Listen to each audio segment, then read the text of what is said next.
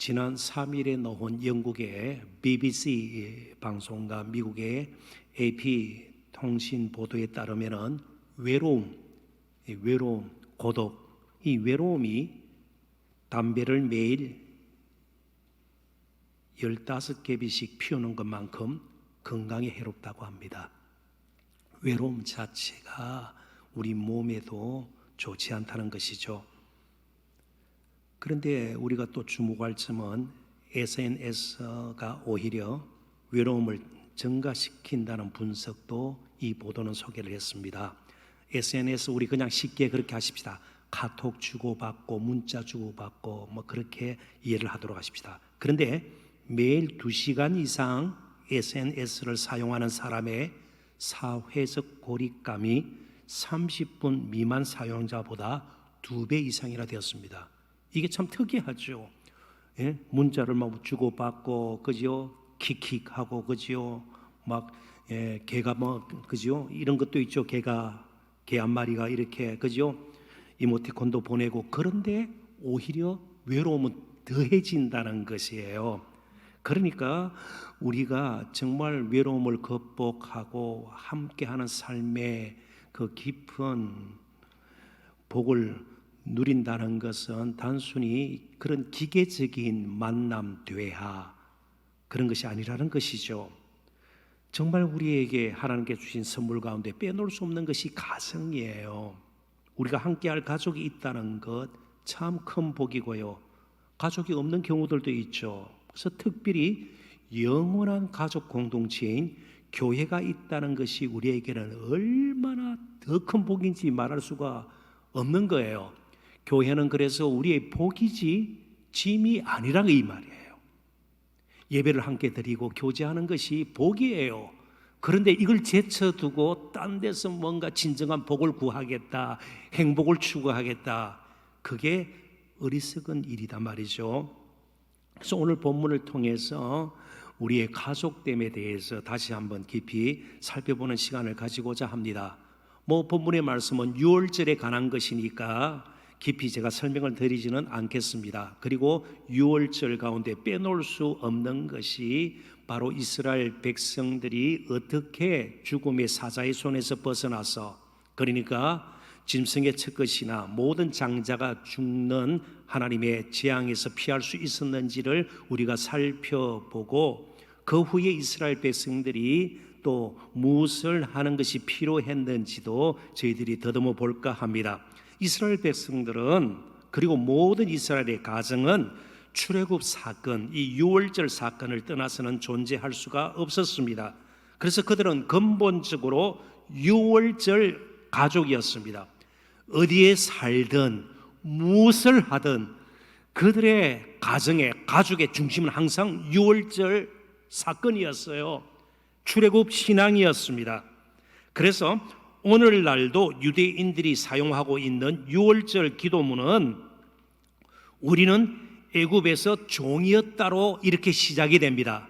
그리고 하나님께서 어떤 일을 행하셨는가, 정말 애굽에서 종살이 하던 우리들을 이끌어내어서 하나님의 백성으로 삼아주셨다, 그러한 고백이 늘 가득한 그런 가정이 바로 유대인의 가정이고, 그렇다면 오늘 저와 여러분의 가정에서 가장 필요한 것이 무엇입니까? 죄 종노릇 하던 우리들을 하나님께서 예수 그리스도 그 아들의 십자가의 보혈의 구속의 은혜를 우리에게 허락하셔서 이제 하나님의 거룩한 백성이 되고 영원한 생명을 누릴 수 있고 영원한 새하늘과 새 땅의 백성이 되게 하시니 참으로 감사합니다. 이게 우리 가정에서 날마다 가득 차고 넘쳐나야 된다, 그런 뜻이에요. 이 복음의 진리가 어느 때보다도 우리 가정에 필요합니다. 다른 것으로 좀 풍성해졌는지 말할 수가 없어요. 좀 더 능력한 삶을 사는 것 사실입니다. 문명의 혜택을 받는 것 사실입니다. 그런데 점점 영적으로는 메말라가는 이 세대 가운데에 오늘 저와 여러분이 다시 한번 복음의 진리 가운데로 가서 우리의 가정이 어떻게 세워져야 할 것인가를 좀 깊이 생각하는 시간이 되었으면 좋겠습니다. 그것이 어린이 주일, 어버이 주일을 뜻깊게 보내는 가장 중요한 일이라 생각이 됩니다. 그래서 첫 번째, 우리 모두는 종살이 하던 인생이었습니다. 먼저 21절, 22절, 23절을 보도록 합니다. 모세가 이스라엘 모든 장로를 불러서 그들에게 이르되 너희는 나가서 너희의 가족대로 어린 양을 택하여. 유월절은 가족이 지키는 거예요. 그냥 개인적으로 지켜도 되고 안 지켜도 되는 선택의 문제가 아니고 가족대로 이제 유월절을 그들은 보내야만 합니다. 어린 양을 택하여 유월절 양으로 잡고 우슬초 묶음, 우슬초는 물을 뿌리거나 장막에 먼지를 털 때 주로 사용했던 것입니다. 그 묶음을 가져다가 그릇에 담은 피에 적셔서 그 피를 문임방과 문의 윗털입니다. 문지방은 아래털이죠. 문임방과 좌우 문설주죠. 좌우 문털, 기둥으로 생각해도 괜찮습니다. 설주에 뿌리고 아침까지 한 사람도 자기 집 문 밖에 나가지 말라, 섞이지 말아야 된다는 거죠. 애굽 사람들과 여호와께서 애굽 사람들에게 재앙을 내리려고 지나가실 때에 문임방과 좌우 문설주의 피를 보시면 여호와께서 그 문을 넘으시고, 그게 유월이에요. Passover. 유월절은 넘어가다의 절기예요. 넘어가다. 그러니까 이스라엘 백성들이 뭐 엄청난 일을 행해서 지키는 절기가 아니에요. 뭐 수확이 있었기 때문에 감사하는 절기도 아니고요. 그냥 죽음의 사자가 넘어가는 아주 특이한 절기예요. 하나님께서 행하심이 있는 절기예요. 그게 주가 되는 절기예요. 그 문을 넘으시고 멸하는 자에게 너희 집에 들어가서 너희를 치지 못하게 하실 것입니다. 자, 먼저 생각할 것은 왜 하나님께서 그렇다면 애굽 사람들에게 재앙을 내리려고 했는가 말이죠. 오늘 본문에 기록된 재앙, 이스라엘 백성들이 피할 수 있었던, 그러나 애굽 사람들에게 내려졌던 재앙은 마지막 10번째 재앙입니다. 그러니까 9가지 재앙이 이미 있었다는 것이죠. 점점 강도를 높여가면서 재앙이 계속된 이유가 무엇입니까? 바로가 끝까지 종살이하던 이스라엘 백성들을 내보내지 않았기 때문입니다. 계속 압제 가운데 자신의 손에 두려고 할 때에 이제 그 손을 놓도록, 이스라엘 백성들을 보내도록, 하나님의 뜻에 따라 이스라엘 백성들이 애굽을 떠나서 하나님의 약속의 땅으로 들어갈 수 있도록 이제 바로를, 그리고 애굽을 치신 겁니다. 바로가 그냥 개인적으로 미워서 그런 것이 아니죠. 종살이하던 이스라엘 백성들을 하나님께서는 소중히 여기셨고요, 그들의 갈 길이 있었기 때문입니다. 그러니까 우리의 가정을 생각할 때 특별히 믿음을 우리에게 주신 하나님께 감사하는 마음이 있어야 돼요. 서로 소중히 여기는 마음이 일단 우리에게는 있어야 될 것입니다. 물론 하나님의 아브라함에게 약속하신 때가 있었기 때문이죠. 400년 혹은 430년 시점에 따라 다르기는 합니다만 아브라함에게 약속하셨던 때가 이르기 때문에 그렇습니다. 아무튼 당시 이스라엘 백성들은 애굽에서 종살이하고 있었습니다. 출애굽기 13장 3절을 제가 인용을 합니다. 모세가 백성에게 이르되 너희는 애굽 곧 종되었던 집에서 나온 그날을 기념하여 유교병을 먹지 말라. 여호와께서 그 손의 권능으로 너희를 그곳에서 인도해 내셨음이니라. 애굽을 이스라엘 백성들의 종되었던 집으로 그리고 있습니다. 애굽을 종되었던 집. 그런데 애굽에 먹을 것이 없어서요, 살기가 너무 요즘 말로 먹고 사는 것이 너무 힘들었어요. 물론 종살이 했죠. 그렇지만 애굽에 먹을 것이 있었습니다. 그할 땅, 고센이라는 그할 땅이 있었습니다. 집이 없었습니까? 집이 있었습니다. 우리처럼 전세 살고 뭐 월세 살 필요가 없었습니다. 그러면 이스라엘 백성들이 애굽에서 누리지 못했던 것이 무엇입니까? 정말 그들에게 필요했던 것이 무엇입니까? 진정한 평안, 쉼과 안식과 그리고 자유였습니다. 애굽 바로의 압제에서 벗어나 거룩한 백성으로 한번 살아보는 것이었습니다. 오늘 이 부분이 중요해요. 왜 하나님께서 저와 여러분을 부르시고 그리스도인의 가정으로 삼아 주셨단 말이죠. 이 세상 과정과 달리 무엇인가를 하나님께서는 드러내시기를 원하신다는 것이에요. 바로 애굽에 없는 것, 애굽은 중공동 지역에서도 가장 먹을 것이 많은 풍족한 땅입니다.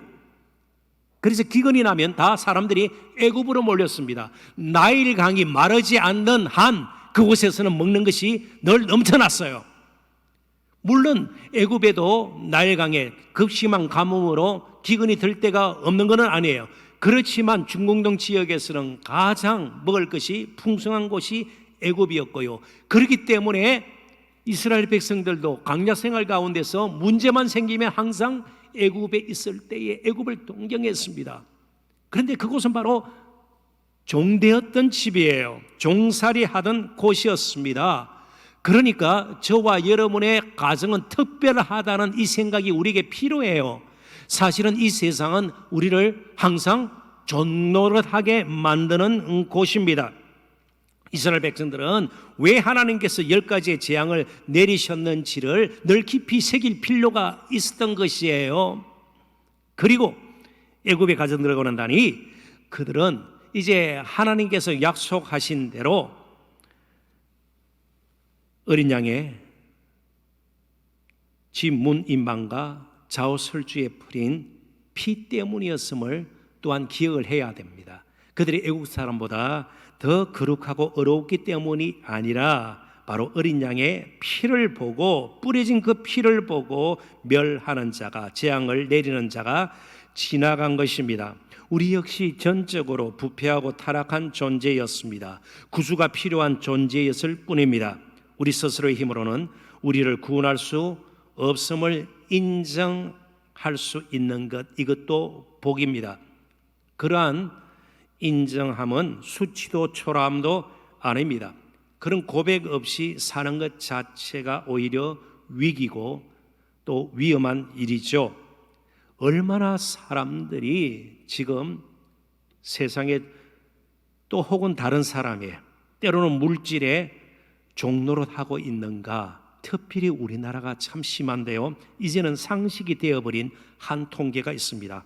우리나라에서는 작년 하루 평균 36.6명, 그냥 36명으로 생각을 하십시다. 하루 평균 36명 정도가 스스로 목숨을 끊습니다. 오늘 어버이 주일이지만 또 이런 모를 우리나라 어디에선가 36명이 스스로 목숨을 끊을 거예요. 다른 선진국에 비해서 OECD 회원 국가들의 평균 2배 정도로 우리나라는 후진국이 아니에요. 다른 선진국에 비해서 유독 우리나라의 자살률이 높은 이유가 무엇인가 말이죠. 전문가들은 이렇게 분석을 합니다. 양극단이 시간이 지날수록 점점 심화된다는 거예요. 그래서 젊은 이들 가운데는 이런 말까지 나돌아요. 부모 잘못 뽑기, 부모를 잘못 만나, 이 표현을 부모 잘못 뽑기, 운이 나빴다는 겁니다. 부모를 잘못 뽑았다는 거예요. 그래서 내가 이런 신세고 이런 형편이다. 지나친 비교 문화, 작은 것에는 행복을 느끼지 못하게 만들어버리는 사회 풍토, 항상 1등이 중요해요. 2등, 3등, 4등은 아무런 의미가 없는 것, 가치가 없는 것처럼. 그러다 보니까 강한 것, 많은 것, 높은 것을 숭배하는, 그건 진화론적인 사고예요. 창조론적인 사고가 아니에요. 창조주 하나님의 손에 지음받은 것은요, 큰 것도 있지만 작은 것도 있고요, 눈에 띄는 것도 있지만 눈에 띄지 않는 것도 있어요. 항상 강한 것이 아니에요. 부드러운 것도 있는 거예요. 약해 보이는 것도 있는 거예요. 그런데 지나치게 이렇게 비교하고 조그마한 것에서는 감사도 없는, 행복을 느끼지 못하게 만드는 사회 풍토, 그리고 이상하리만큼 정말 이상하다, 왜 이렇지 할 정도로 성급하고 다혈질적인 이 국민성, 이게 어디서부터 왔는지 말할 수가 없어요. 조그마한 것에도 만족하지 못하고 쉽게 분노하고요. 이런 것들이 우리 모두를 종처럼 만들어버리는 거예요. 오직 복음의 진리만이, 예수 그리스도의 십자가에서 흘리신 그 피만이 이런 족쇄로부터 우리를 벗어나게 합니다. 자, 그렇다면 그리스도의 가정에 필요한 것이 무엇입니까? 이제 종살이 하던 것을 청산을 해야 되는 거죠. 그렇습니다. 청산해야죠. 죄 종살이 하듯 아이들을 키우거나 부모님을 대하지 말아야 된다는 거죠. 효도를 하되 우리의 효도는 거룩해야 합니다. 아이들을 양육하되 그 양육은 거룩해야 되는 겁니다. 하나님의 말씀의 기준에 따라 성령께서 이끄시는 대로 우리가 정말 부모님을 잘 섬겨야 되고 공경해야 되고요, 잘 모셔야 되는 거죠. 단순히 인정에 따라, 혈육의 정에 따라 그게 아니단 말이죠. 거룩한 가정이 되어야 합니다. 거룩한 자녀가 되고 거룩한 부모가 되어야 되는 것이죠. 왜요? 이전에 우리 다 종살이 했습니다. 그러지 않도록 우리를 불러주셨으니 이제 거룩한 길을 가야 합니다.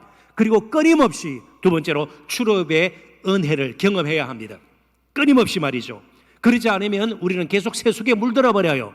세상 가정과 다를 바 없는 그런 가정이 되고 말고요, 다시 종노릇 하는 것처럼 하루하루를 힘겹게 살아가고요, 만족 없는, 기쁨 없는, 평안 없는 그런 인생을 허비하면서 보내게 된단 말이죠. 24절부터 27절 읽어봅니다. 너희는 이 일을 규례로 삼아 너희와 너희 자손이 영원히 지킬 것이니 너희는 여호와께서 허락하신 대로 너희에게 주시는 땅에 이를 때에 이 예식을 지킬 것이라. 이후에 너희의 자녀가 묻기를 이 예식이 무슨 뜻이냐 하거든 너희는 이르기를 이는 여호와의 유월절 제사라. 여호와께서 애굽 사람에게 재앙을 내리실 때에 애굽에 있는 이스라엘 자손의 집에 집을 넘어사 우리의 집을 구원하셨느니라 하라 하매 백성이 머리 숙여 경배하니라.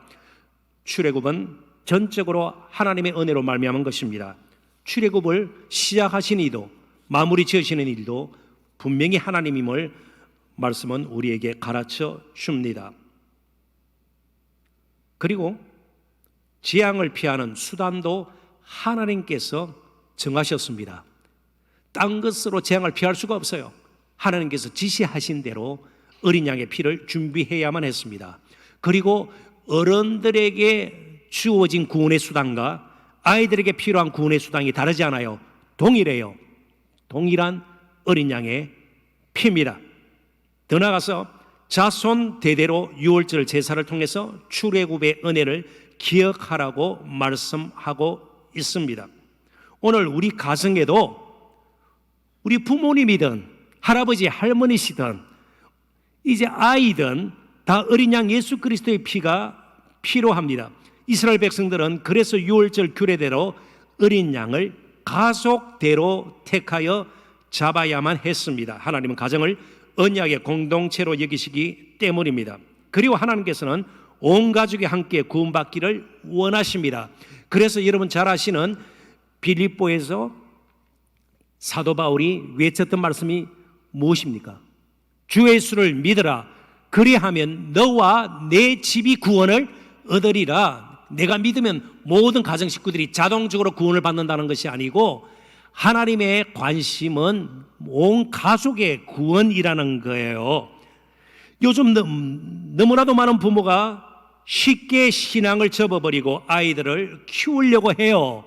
신앙보다 성적이 더 중요하다고 생각을 해요. 신앙보다 취업이 더 중요하다고 생각이 돼요. 취업할 필요도 없고 성적은 무조건 낮아야 하나님께서 영광을 받아요. 그런 뜻이 아니에요. 가난하게 사는 것이 참으로 아름다운 것이다. 저는 가난을 미안하지 않아요. 할 수 있는 대로 넉넉해서 더 많은 것을 베풀고 나누면서 살았으면 좋겠어요. 그렇지만 근본이 뭔가 말이죠. 팀 켈러 목사의 말을 제가 이쯤에서 인용을 합니다. 우리가 자녀를 가르치지 않는다면 반드시 다른 누군가가 가르칠 것입니다. 반드시 다른 누군가가, 특정 지지지 않습니다. 다른 누군가 가운데 그래도 조금 선한 마음으로 우리의 자녀들을 가르칠 수 있을 겁니다. 그런데 다른 누군가 가운데는요, 아이들을 망칠 수 있는 자도 있어요. 평생 돌이킬 수 없는 것으로 데려가는 자도 포함이 될 것입니다. 자, 이제 질문을 드릴게요. 이 땅의 사람들 가운데 부모보다 자녀를, 정상적인 부모라면 자녀를 더 사랑하는 자가 누구일까요? 다른 누군가인가요? 다른 누군가인가요? 그런데 아이들의 영혼에 대해서는 관심이 없어요. 더 나아가서 우리 부모님을 정상적인 자녀라면 이 땅에 그 누구보다도 사랑하는 것이 마땅하죠. 그런데 부모님들의 믿지 않는, 특별히 부모님들의 영혼에 대해서는 별로 관심이 없는 것이 우리의 현실인지도 모르겠습니다. 아이들에게 가장 소중한 것이 무엇인지 잘 가르쳐 주어야 합니다. 물론 이 땅에 우리 부모님들 아직 살아계시다면 편안히 모셔야 됩니다. 이건 기본이에요. 자연스러운 것이에요. 그렇지만 천국 소망을 가지고 사실 수 있도록 복음의 진리를 늘 전하고 되새기고 함께하는 것이 너무나도 필요합니다. 가정을 소중히 얘기해야 됩니다. 가정을 소중히 얘기합니다. 출애굽의 은혜를 기억하고 감사하며 또 찬양하는 것, 그것도 대대로 유월절을 지키는 것, 이스라엘 백성들의 가정에서 가장 중요한 가사였습니다. 가정의 일. 가정의 일이 너무 바빴어. 예수 믿기도 힘들고 예배하는 것도 아니단 말이에요. 가장 중요한 가사가 가정의 일이 출애굽의 은혜를 기억하고 유월절 제사를 대대로 지키는 것이었습니다. 믿음이 없는 부모 밑에서 자란 아이들이 제대로 신앙생활을 하기란 쉬운 일이 아닙니다. 좀 제 이야기를 해서 죄송한데요, 며칠 전 미국에 사는 딸이 자기 엄마에게, 그러니까 제 아내에게 전화를 했습니다. 그때 저는 교회에 있었고요, 제 아내는 집에 있었습니다.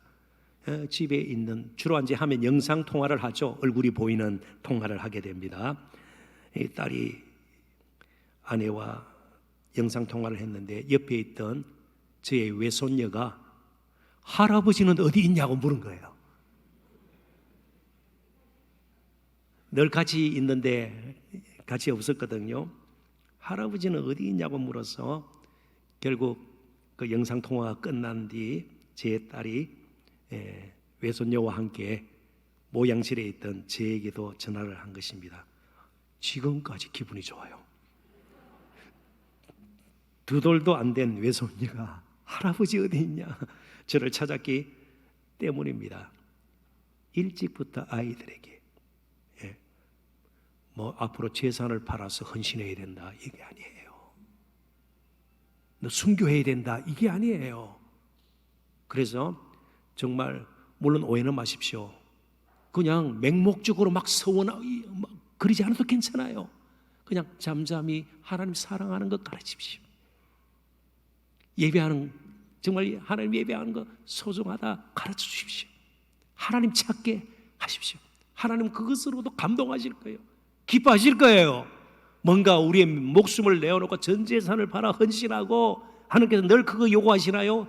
아니요. 하나님 찾고 하나님 사랑한다는 고백, 그것만 들어도 하나님은 너무너무 기뻐하신단 말이죠. 오늘 우리 가정에서 가장 중요한 것이 무엇입니까? 죄가 들어오면서 가장 먼저 망가진 곳이 가정이라는 사실을 기억하십시오. 아담 하와의 가정이 먼저 붕괴되어 버렸습니다.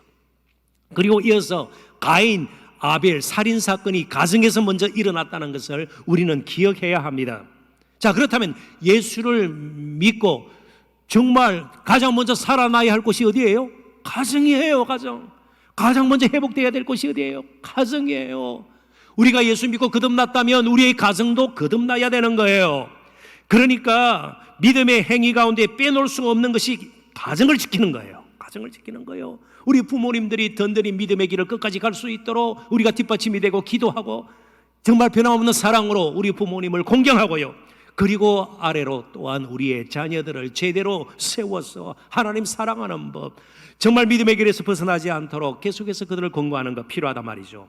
더 나가서, 자, 그렇다면 이 출애굽의 은혜, 유월절 신앙, 유월절 가족으로서 이제 그들이 삶의 현장에서는 어떻게 살아야 되는가? 이제부터는 정말 애굽에서 종살이 하던 그들을 약속의 땅으로 인도했으니 이제부터는 하나님만 섬기고 그들이 가진 모든 것이 하나님께 속한 것임을 알고 거룩한 삶을 이제는 살아야 합니다. 그래서 저는 소유권 이양이라는 표현을 통해서 이제 나의 삶의 진정한 주인은 하나님이시다. 이스라엘 백성들이 그렇게 마음속 깊이 고백했던 것처럼 예수 그리스도의 십자가의 은혜를 잊고 부활의 권능을 잊고 영원한 생명을 누리게 된 저와 여러분, 이제부터는 하루하루 거룩한 삶을 살아야 합니다. 거룩하다는 말은 하나님께서 특별한 목적을 위해서 떼어놓다, 그런 뜻입니다. 그러니까 내가 가진 돈, 시간, 내 몸, 내 생명까지도 떼어놓은 겁니다. 하나님의 거룩한 뜻을 이루기 위해서요. 거저 받았으니 이제는 거저 주어야 되는 거예요. 십자가의 은혜를 잊고 영원한 멸망에 처했던 우리들이 구원받았으니 이제는 덤으로 사는 인생입니다. 맞습니까? 덤으로 사는 인생이에요. 거듭나 덤으로 사는 인생이에요. 그러니까 부르시는 날 우리는 가야 하지만 부르시는 그날까지 우리는 아름답게 정말 이 땅에서 선한 영향을 미치면서 살아야 되는 거예요. 거룩한 백성으로 살아야 되는 것이에요. 27절 28절 제가 빨리 읽어봅니다. 너희는 이르기를 이는 여호와의 유월절 제사라. 여호와께서 애굽 사람에게 재앙을 내리실 때에 애굽에 있는 이스라엘 자손의 집을 넘어사 우리의 집을 구원하셨느니라 하라 하매 백성이 머리 숙여 경배하니라. 이스라엘 자손이 물러가서 그대로 행하되 여호와께서 모세와 아론에게 명령하신 대로 행하니라. 여기 여호와의 유월절 제사라는 말은 어린 양을 준비하고 하나님께서 명하신 대로 어린 양의 피를 뿌리고 문 밖으로 나가지 않고 잡은 어린 양을 가족이 함께 먹고 또 하나님을 경배하는 모든 것을 일컫습니다. 그러니까 제사 의식만 제사라 표현한 것이 아니고 하나님만 의지하고 또 하나님 말씀에 순종하며 사는 것도 제사임을 가르쳐주는 말이에요. 이런 제사가 어디까지 이어져야 되는가? 생활 제사가 말이죠. 출애굽기 13장 12절 13절을 보십시오. 너는 태에서 처음 난 모든 것과 내게 있는 가축의 태에서 처음 난 것을 다 구별하여 여호와께 돌리라. 수컷은 여호와의 것이니라. 나귀의 첫 새끼는 다 어린 양으로 대속할 것이요 그렇게 하지 아니하려면 그 목을 꺾을 것이며 다른 용도로는 사용할 수 없습니다. 거룩하게 구별된 것이기 때문에 그렇습니다. 내 아들 중 처음 난 자는 사람은 대속해서 죽을 수가 없습니다. 난 모든 자는 대속할지니라. 은 5세겔이에요. 신명기에 나옵니다. 당시 노동자의 반년치 봉급입니다. 자, 그러니까요, 이스라엘 백성들이 사는 것은요, 하나님께서 구원의 은혜를 베풀어 주셨기 때문입니다. 장자 첫째 아들을 살리신 하나님의 은혜를 기억하고 이제 그들은 하나님께 속한 자고 하나님의 소유권을 인정하는 자들이 마땅히 되어야만 했습니다. 믿는다는 것은 이제 삶의 소유권을 하나님께 이양하는 것을 의미합니다. 소유권 이양이 거룩한 삶의 동기가 되고 출발이 되는 겁니다. 말씀을 맺습니다. 우리는 또 다른 대속의 은혜를 생각하게 됩니다.